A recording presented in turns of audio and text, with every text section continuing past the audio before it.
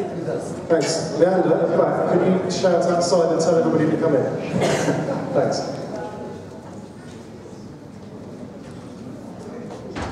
Thank you very much. So welcome to the next session. I'm going to briefly introduce, my name is Tony Greenham, by the way, from the New Economics Foundation.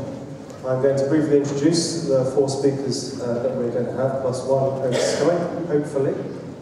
Then we'll have the presentations.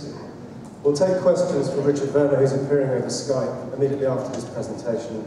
But then we will take all the other questions for the session at the end to the panel. So first of all, on my left, we have Dr. Shan Turnbull, who's a research fellow at the Forty Foundation. He's a serial entrepreneur, founding many firms, with 3 becoming publicly traded companies. He's been a company doctor, reorganising others, and acted as a chairman CEO, an author of many books, in 1975, Democratising the Wealth of Nations, and hundreds of articles on reforming the theories and practices of capitalism, with 100 archived at www.ssrn.com. That's Dr. Shan Turnbull. Next to him, we have Patrick Connerty. He's representing Cooperatives UK today, which is the trade body in the UK that represents the cooperative movement. He's a research associate at Co-ops UK. He's also a fellow of the New Economics Foundation and a founder of National Deadline. And then I'm going to ask our final 2 panelists to introduce themselves briefly. That's Nick Gogarty and Joseph Zatoni. My name is Nick Gogarty. I work with a group called Thoughtful Capital Group. We're advisors for hedge funds, banks, and others who have large strategic or complicated problems. My background is cultural anthropology with an emphasis on sustainable economic development in West Africa. I hold an MBA in French engineering and Nicole, as well as a former background as a currency trader in London for one of the world's largest banks, developing quantitative trading models. In addition to that, I was a hedge fund analyst in New York and portfolio manager focusing on renewable energy and analysis. Oh, sorry about that. Okay, that's much better. Also had a role with a hedge fund in New York focusing on renewable energy analysis as an analyst and portfolio manager. And in addition, wrote a document in 2007 estimating the debt crisis in the US to be $6.6 trillion, which at the time was an extreme analysis, which subsequently we just passed that amount about 6 to 9 months ago in terms of losses. Finally, I'm the author of a book coming out from Columbia University on sources of economic value using ecological and evolutionary models for sources. Hi, I'm Joseph Zatoni. Similar to Nick, I have background in risk management and trading in the financial service sector, consulting to large banks, hedge funds, and asset managers. I have a master's in complex adaptive systems, nonlinear dynamics, and I co-authored the paper with Nick. We both hold the designation of Chartered Alternative Investment Analyst. It's similar to the CFA, but more geared to private equity and hedge funds. Finally, he has not appeared yet, but we will hope to have via Skype Professor Richard Werner, who's the director of the Centre for Banking, Finance and Sustainable Development at the University of Southampton, author of 2 best-selling books on banking economics. The one interesting fact you want to know about Richard is that he's credited with popularising the term quantitative easing, which we've all become very familiar with in the last 4 years. And so, first of all, I'll ask Shan to kick off with his presentation. Thank you, Tony. And thanks to the Forty Foundation for organising this rather unique meeting and bringing us all here. Very much appreciated. It's a great privilege to meet so many like-minded folk with a great diversity of views. The paper I prepared for this conference is not in your book, and it's now, you can get it down the webpage, which will come up in the last slide. And I'll be presenting at the New Economics Institute meeting in Oxford next Saturday. I've made up this presentation last night, and I've called it Regulating Digital Money. And as a starting point, let's have a look at what the Governor of the Bank of England thinks about the financial system. And he said, of all the many ways of organising banking, the worst is the one we have today. Will future historians look back on central banks as a phenomenon largely of the 20th century? Is it possible that advances in technology will mean that the arbitrary assumptions necessary to introduce money into rigorous theoretical models will become redundant and that the world may come to resemble a pure exchange economy? There is no reason in principle why final settlement could not be carried out by the private sector without the need for clearing through the central bank.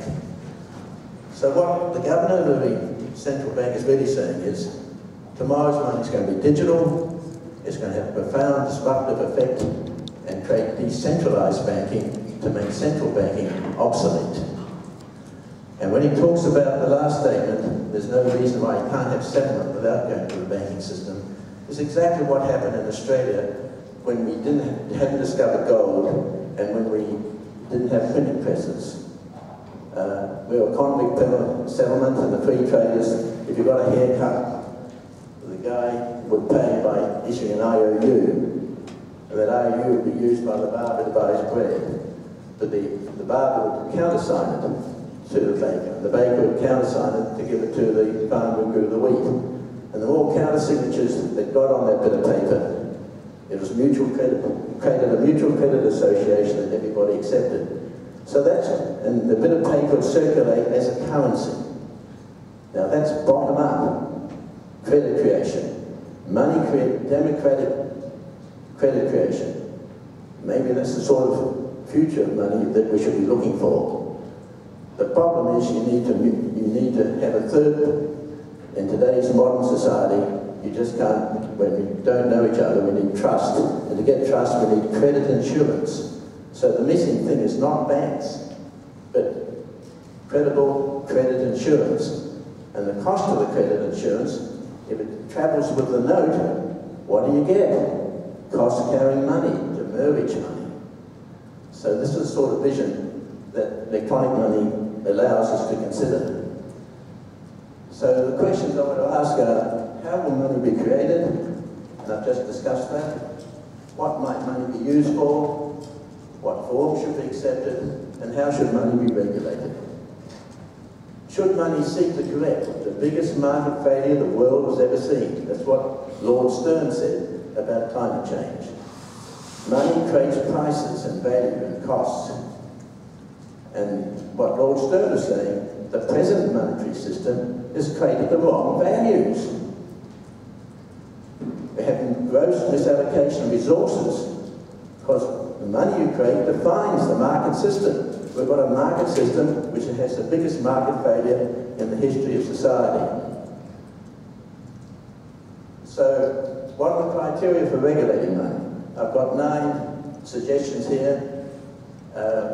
You can all pick your own solutions. You can probably guess which side of the equations I'm going to end up on.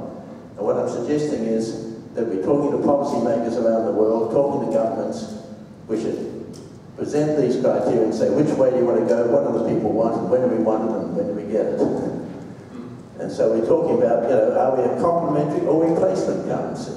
It may start off complementary, but what we really want to do is replace the present system to meet Mervyn King's criteria that we've got the worst system we could possibly have. None of this complementary, band-aid. The revolution is at hand. Now, central banking grossly misallocates resources, and I'm not going to show you the next slide because I want to talk you through it. Central banking, with the one currency over diverse bioregions, misallocates resources, gives the wrong price signals, much creates greater distortion than any taxes or tariffs that you could politically consider. Make one simple assumption, that the amount of foreign exchange any community needs is proportional to the population. So the amount of foreign cars and electronics you need is proportional to the population. In Australia, for example, 10% of the population live in Western Australia, and they produce 70% of our foreign exchange earnings. So if Western Australia was a separate country with its own currency, each man, woman and child would be getting 7 times the foreign exchange they can consume. How about the rest of the 90% of us who live in Eastern Australia? We were only earning 30% of the foreign exchange we need. So our currency relative to the Eastern Australian dollar compared to the Western Australian dollar would be but a fraction. A fraction. And that is how distortion, the exchange system between Western Australian dollars could be many times. And that's how much distortion you get by having a monopoly currency over diverse bioregions of nature. And that's the problem with what's happening in Europe. Monetary unions just don't work. And what I've just, a little mind experiment that I've just shared with you is not taught at economic schools. They just do not consider those issues. Jane Jacobs does in The Wealth of Cities, and she's the inspiration for this idea. So one conclusion we've come to, that we want to avoid excessive transfers of taxes within a country, we need to have decentralized units of account. Another profound thing about misallocation of resources is the different cost of generating renewable energy or burning carbon. Renewable energy is finance intensive. It needs 3 or 4 times the amount of finance to produce a generator of renewable energy than burning carbon. So interest costs, compounding over 25 years, can double the cost of a renewable generator compared to burning carbon. No interest. Which is more efficient? Which has the lowest cost if there's no interest cost in the investment? Can you see that from the diagram? If you eliminate the interest cost, you've got a 10% cost here for renewable, and you've got a 55% cost. So renewable is 5.5 times exhaustive resources. Burning carbon is 5.5 times more expensive. So you see how the money system distorts. This creates the biggest market failure in the history of money. And so if you tie money to renewable energy, you're getting a new reference, a new anchor for defining relative values within an economy. And in this way, you reduce the need for carbon taxing and trading. So shouldn't governments favour currencies which solve the biggest market problem in the history of money? Oh, 5 minutes. I stole this from the next speaker, showing that energy correlates with standards of quality of living. Thank you. Cost-cutting neutral money, you need equity. You don't get a level playing field for investment if money earns interest. It goes back to Proudhon, Gazelle, and De Casser, and Keynes supported the idea of cost-cutting money in his general theory. So that Fisher, even if the cost per week is 2% a week, and what you get from 2% a week, according to ecological currencies, because it has limited life, 2% a week is 104% in a year. So if governments issued this self-liquidating money, at the end of the year they make a 4% profit. A bill was introduced in Congress in 1933 to issue $1 trillion of cost-cutting money to be distributed to every state in the US proportional population, 50% for welfare, 50% for infrastructure. It was banned 2 weeks later because it cut out the Federal Reserve. The 2% will be collected by the post office. And the bankers didn't want that. And it competed so successfully with conventional money. So this is a little, this also is to explain energy money. And what I've got here, just what's been done earlier by other speakers, much better and much more detailed, is comparing monopoly money down this column with gold here, renewable energy here, and this is the energy which will be presented by Mark later today. So there's two, we went through this together last night, and he hasn't seen the next one, which I'll just click over. And because it's not a currency, it's a criteria for deciding, for making decisions on what to buy, it becomes less relevant. when you compare it with conventional currencies. Oh, you can't see that. Difference between existing and ecological money, I have to pass over because that's not readable. You can get it from the download from SSON. And if you met these criteria, what you would end up with an ecological form from local cooperatives, money created by citizens and firms who create wealth. We don't want money created by those who consume wealth, which is governments and banks. It's the wealth producers, the traders, the investors we want to create money, as I explained earlier. And so future values and prices of costs no longer subject to inflation and or manipulation by government or banks.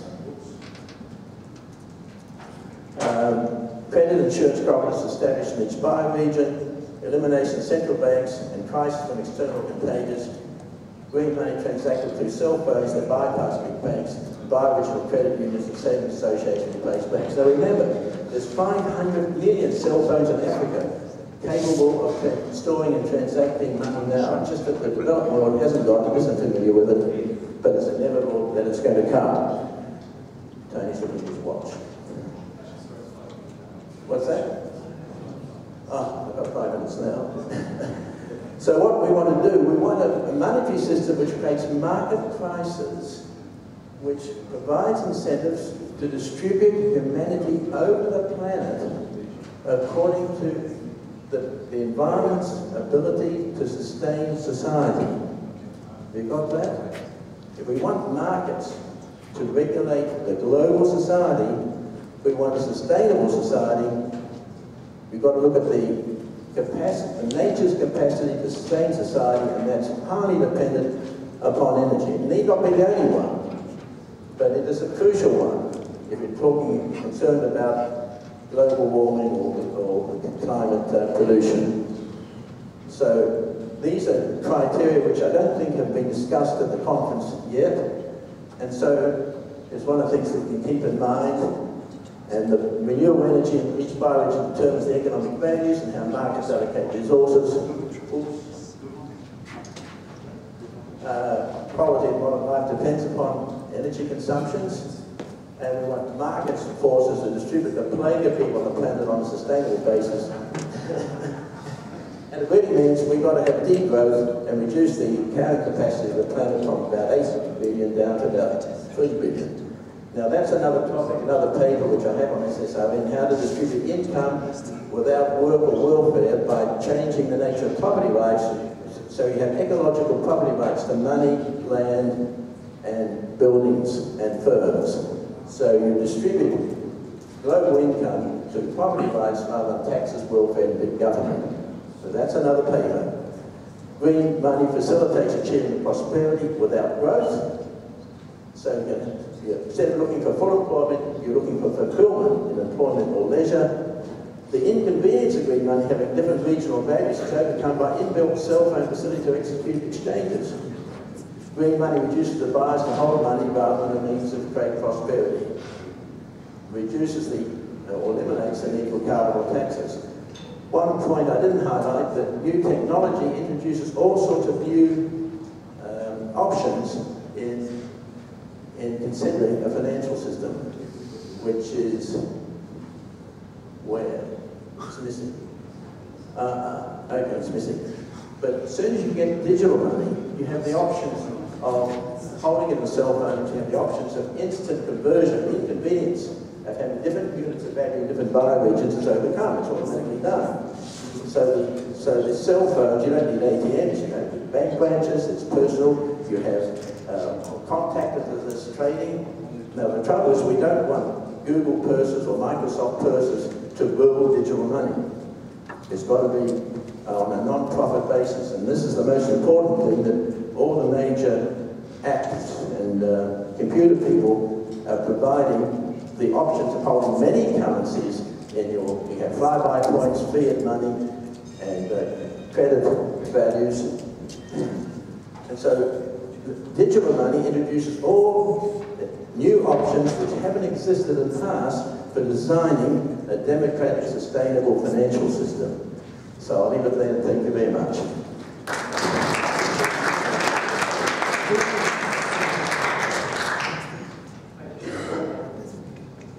Thank you, Shan. Sorry, we're having to, we started this session late, but I do want to try and keep it to time.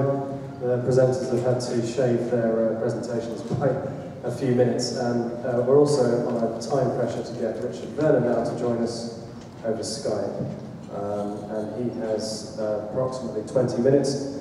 We'll take questions for Shan at the end, but we'll hopefully have a bit of time after Richard's presentation to ask him any questions on his presentation. So, let's see if we can find him. I guess it'll be Richard rather than his son that's doing the presentation, but we'll see. Hello. Hi Richard, it's Tony Greenham here. Hello Tony, how are you? Can you hear me? We can hear you great actually, thank you. Brilliant, finally, wow, I'm glad. Okay, Richard, can I just explain that we've got, we're running a little bit delayed on this session. Sure. We've got I believe you have to go anyway in 20 minutes. Can I ask That's you to right. try to speak for no more than 15 so that we have a little bit of time for questions? Absolutely, yeah. Okay, thank you. Yes, okay. Am I on then? Do you have a presentation to show? No, there is no presentation, it's just my, at times, croaky voice, I'm afraid. Hello. No, that's perfect. Off you go then, thank you. All right, well, I'm very sad not to be there with you, but it's a great pleasure to speak to you. It sounds like a fantastic conference. Unfortunately, I've been unwell and had to stay here. Now, I want to keep it short, also for that reason. The title is, Where Does Money Come From? And I'm sure Tony or Josh might have brought some of these to the conference. Our book on this topic, Where Does Money Come From? Before I come to the straightforward answer, let's just quickly reflect on the experience people have had with this banking crisis. Banks going bankrupt, massive amounts of money being injected into the banking system, short of runs on banks. It was basically an unprecedented situation for the post-war era in most industrialized countries, certainly in the European and North American hemisphere. Now, when economists at leading universities were contacted by journalists, quite rightly probably thought, well, let's ask some experts. And so you can imagine some call from the Wall Street Journal or the Financial Times to a Harvard or MIT economics professor to comment on this crisis. The interesting thing is that if they had given honest answers, then the honest answer would have been, well, sorry, I cannot comment on a banking crisis. Why not? Aren't you professor of economics? Yes, I'm a professor of economics, maybe even professor of monetary economics. So why can you not comment on the banking crisis? Well, my theories do not include banks. What do you mean they don't include banks? Well, the models that I've been using for the past 20 years do not include banks or the banking system. That would have been the honest answer. I suspect they may have been fibbing and glossed over this minor problem. But that, unfortunately, is the reality. And for people who are not in the field of economics, it is, I think it's completely incredible, and it is incredible if we think about this, that the leading theories in monetary economics do not include banks or a banking system. And even now that the banking crisis is 4.5 years old, it is still a new innovation at central banks and research institutes to argue, well, we should really think about how to include banks into our models. Just last week, actually no, this week, I was in Frankfurt at the Bundesbank, and they're discussing inviting me to consult with them to help them build banking into their macro model, or even money. You see, this is the other thing. Many models don't even have money in them. But that many found easier to deal with. And, I suspect many have quickly introduced money, but banking they found much harder.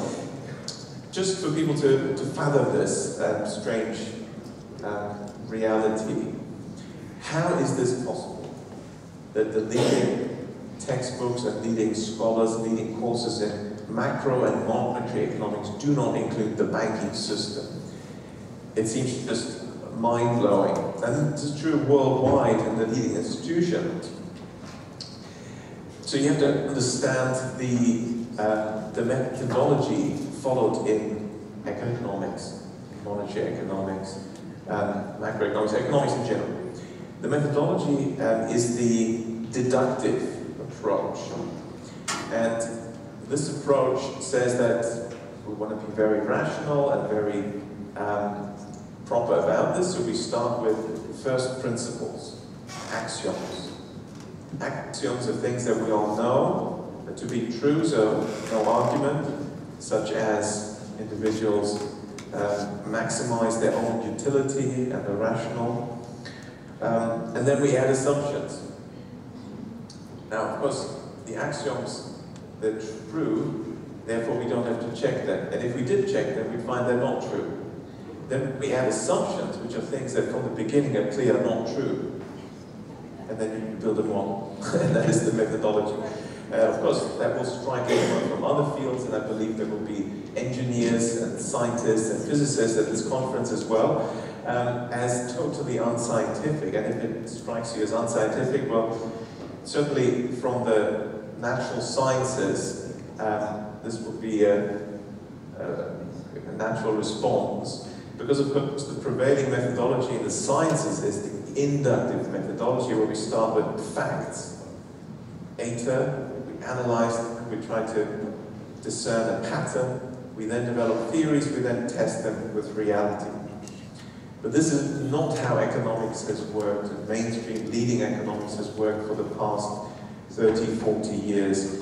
In the beginning, it was a marginal group that worked like this, but it has become the dominant force. And actually, as it turns out, the banking sector and the central banks have been very much involved in the creation of this very strange economics, which is far removed from reality.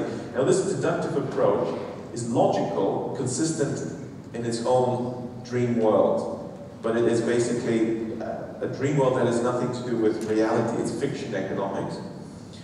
And why has this become popular? And this leads me then to banking and to the answer to the question of my talk. Well, the deductive approach has one great attraction.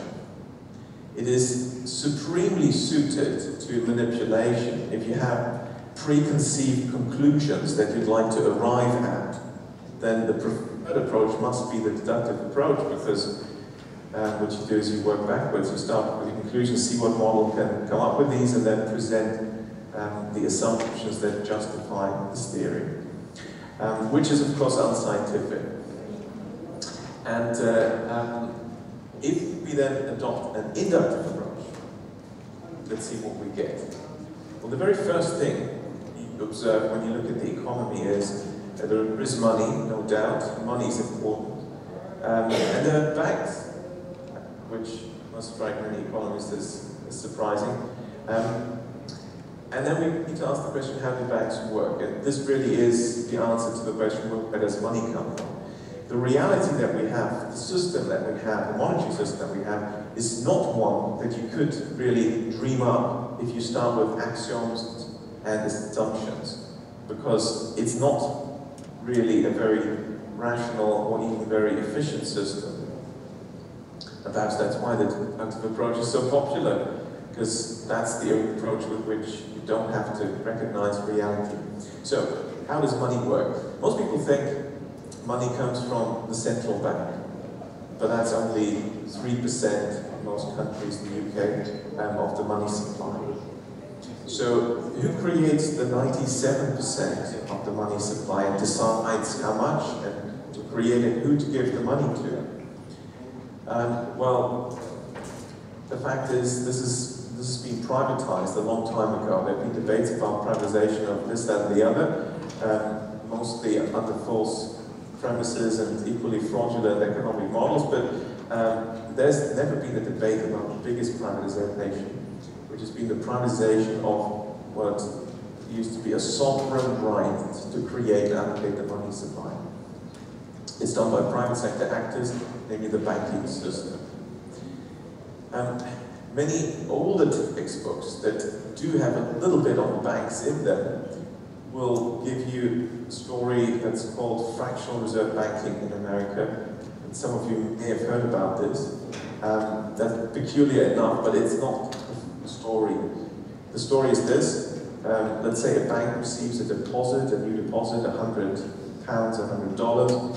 It then needs to put up a reserve with the central bank, say 1%. This is the sort of scale of reserve requirements, very small.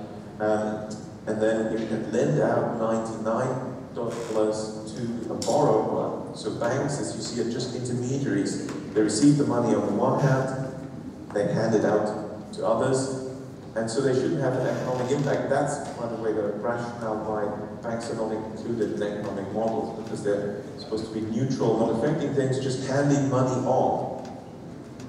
And then this fractional reserve money explanation shows that if one bank does this, lends 99, this becomes a deposit in another bank, which then passes on 99% of that.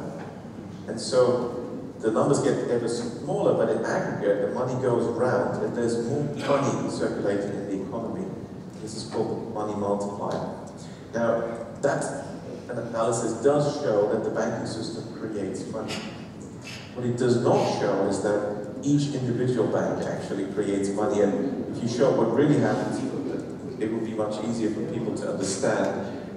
This money multiplier reinforces the message that the story of the money multiplier reinforces the message that banks are just intermediaries, which they're actually not. So what really happens is when a bank receives a deposit, $100, you can take the entire $100, give them to the central bank, say that's my 1%, and then proceed to lend how much? Well, 100 is 1% of 10,000. 10,000 minus the 100, 9,900. Now, to any physicists in the room, this seems very strange. How can a bank lend 9,900 out of 100? Well, it is not physics. Banking is accounting, and accounting on a very, very creative carving. The bank will make up the 9,900 on a balance sheet. On virtue of the loan contract, it will say, well, now I have an asset, a loan contract you just signed, 9,900, and we put that onto our asset side, expand the balance sheet. The borrower will say, just give me the money, please, and the bank will say, we've just opened an account for you with us, you'll find the money there. They may even say, we've transferred the money, which would be incorrect, because no money is transferred, they just put the figure in, 9,900, into the deposit account. So what happens is banks invent money. They do this when somebody borrowed. So the borrower is treated as if he or she has deposited money with the bank, but when actually no money is being deposited. But because the banks are also the settlement system of the economy, all transactions go through the banking system. Transactions that matter, that is, namely non-cash. Cash is small fry, so 95% or more transactions are non-cash transactions going through the banking system. Roughly 3/4 of annual GDP on a daily basis goes through the banking system. Richard, could you draw to close in a couple of minutes? Yeah, thanks. Absolutely. And so the banks can engage in this creative accounting because they are the accountants of the economy. So they invent this money to then, for the borrowers to be treated just as if the money existed and nobody can tell the difference. Now, of course, I started with talking about the reserve requirement, but in many countries, of course, the reserve requirement is anyway zero, such as the UK or Sweden. And so you see the money creation goes much beyond this example. Banks invent money when they lend, they create credit, or when they purchase assets, or indeed pay their staff. Now, one thing I have to add before I finish, this is where money comes from, of course, from the banking system. They create it, they decide on the allocation of the money, and therefore reshape the economic landscape by their decisions, which tend to be short-term, focused on their profits, financial speculation. It's the sort of bad credit they tend to give bad for the economy because it's unsustainable. And what we need, and I think is an important theme of this conference, is credit when it's created, money when it's created, to be linked to reality, to economic activity. So bank credit, to be divided to good bank credit and the bad bank credit. The good stuff is when money is created for productive purposes that generates income streams to service the loans and the interest, the compounding interest. That's sustainable, but very often it's done for unsustainable purposes, which is when it's unproductive for financial transactions and speculation, and also for consumption. Final word on interest. This has to be an important topic, I think, at this conference, because interest, I believe, is one of the driving forces in destroying the planet and generating unnecessary economic growth. And of course, interest is levied by the banking system. This is why this is such an attractive business model for banks. But there is actually no economic justification for interest. It's important for you, as you discuss options, what to do, and alternative systems. It's important to remember there is no need for interest. There's no requirement for interest. It's not a law of economics. It is not a law of physics. It's not a law of nature that there has to be interest. It is purely for the benefit and convenience of the bankers who charge the interest. And it's for their benefit that the system has been framed. Therefore, we need a different system, independent from these very partisan interests. And I think we need to scrap interest, and particularly the compounding exponential formula, which of course breaches the laws of physics very quickly. Interest is a transfer payment, and is a system to extract and transfer from the many to the few, and to justify that we need growth. There is no growth in terms of the physics. We've just generated the illusion of growth through our national income accounting by not counting the negatives, only counting the positives. If we had honest accounting, which of course the other reform we need, it would be clear that there basically is no growth because we're depleting resources, and then it would be clear that interest is just a mechanism to rapidly transfer claims and ownership over the planet from the many to the few. Thank you, Richard. I think that's a really good place to invite questions, actually. So, no economic justification for interest. I'm savouring that sentence. Quite controversial, possibly. So, we've got one question from the gentleman over here, and then from Trond. If you could just introduce yourself briefly first, and as time is obviously very short, very brief question, if you can. Thank you. Hello, this is Luis Ruiz from Mazda Institute. I just wanted to follow up exactly on this question about interest. Actually, I agree fully with you on the presentation. It's just that there is a justification in the interest in terms of as a representation of risk. So in theory, some of the investments are actually not meant to be pan out, right? So in that case, interest is presenting that risk that is carried by the creditor. So in that case, do you consider that interest should not be used in any way or form if it is a measure of risk? And actually that risk is carried by the creditor. Essentially, if it goes out, then the creditor is losing. Okay, thanks. So that, I think we'll take the next question as well, and Richard, if you can perhaps address both. So that was a question about if there's no interest, how do you compensate for risk of default and repayment? Hello, Professor Werner. This is Trond Andresen from Norway, Norwegian Institute of Technology. My question is to you, the story about the money multiplier sort of implicitly assumes that the central bank or the government can control the amount of money created because it's simply a multiplier. But today's banks are not reserve constrained, mostly, like Norway, Australia, Canada, etc. The tendency is that you have no reserve requirements at all. And today's banks are capital constrained, so their credit creation and money creation growth will inverse of the minimum capital asset ratio, which is much more dangerous than the money multiplier, because the central bank, through the issue of high-powered money, doesn't have any control whatsoever of the growth, exponential growth rate of bank credit, because of they follow the BIS rules and not having a reserve requirement. Could you comment on that? Yeah, okay. If I just answer briefly both of them, very good questions, thank you. I'll start with the second one first. I agree that the capital adequacy is dangerous in the sense that it does not control bank credit. That's definitely true. And that is also true for the reserve requirement. So actually both do not constrain bank credit. And in that sense they're equally pointless. They're PR basically when the regulators or the central banks want to allow an expansion of credit. I would argue very strongly though that central banks and governments have a lot of tools available if they want to restrict bank credit creation and money supply expansion. The tools are just slightly different, and in history all central banks have engaged in those. The most effective tool, in fact the only tool with a historical track record to control credit creation and also at the same time ensure productive use and therefore sustainable use. And sustainable, defined properly, that means productive, sustainable for the environment, is a form of credit control, credit guidance, which is still used by East Asian economies, but has been used by all central banks at some stage. So we just need to change the tools. Interest is not a good tool. That leads me over to the first question. So just actually to add that there's no justification for interest. Certainly to manipulate the economy, I think we agree, is not a justification because empirically that's been shown to fail and you cannot control money supply with interest rates.